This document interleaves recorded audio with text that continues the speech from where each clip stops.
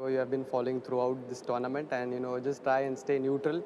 You know, Mustafizur রহমানের জন্য বুকটা ফেটে যাচ্ছে। সে বাংলাদেশে চলে গেলে চেন্নাইয়ের কি হবে? পাঞ্জাবের বিপক্ষে চেন্নাইয়ের ম্যাচ শেষে একই বললেন চেন্নাইয়ের অধিনায়ক জ্যোতিরাজ গায়কোয়াড়। বিস্তারিত জানতে ভিডিওটি না টেনে ভিডিওটিতে একটি লাইক দিয়ে সম্পূর্ণ ভিডিও দেখতে থাকুন। দর্শক, অনেক কল্পনা শেষে আইপিএল এর ইতি টানলেন মুস্তাফিজ। অনেক যত্ন করে রেখে দেওয়া হলুদ জার্সিটাকে খুলে রেখে দিয়ে চলে আসতে হলো নিজের মাতৃভূমিতে। পিসিবির ডাকে সাড়া দিয়ে বাংলাদেশে পাড়ি দিয়েছেন মুস্তাফিজুর রহমান। চেন্নাই দলকে বিদায় জানানোর সময় মায়া বাড়িয়ে দিলেন মুস্তাফিজ। পাঞ্জাব কিংসের বিপক্ষে কোনো উইকেট না পেলেও মেডেন ওভার দিয়ে লাখো ক্রিকেট প্রেমীদের মনে জায়গা করে নিয়েছে কাটার মাস্টার মুস্তাফিজুর রহমান। দর্শক, পাঞ্জাবের বিপক্ষে 7 উইকেটে পরাজিত হয়েছে চেন্নাই সুপার কিংস, তা অনেক বিশাল ব্যবধানে হার। চেন্নাইয়ের এমন ম্যাচ পরাজিত হওয়াতে একমাত্র মুস্তাফিজই ছিল সবচেয়ে কম রান খরচের বোলার। 4 ওভারে 22 রান দিয়ে 1টি ওভার মেডেন দিয়ে রান সবচেয়ে কম খরচ করেন মুস্তাফিজ। যদিও চেন্নাই সুপার কিংস পরাজিত হয়েছে, কিন্তু মুস্তাফিজুর রহমান গোটা চেন্নাইয়ের দর্শকের মন করে নিয়েছে তার দারুণ বোলিং করে।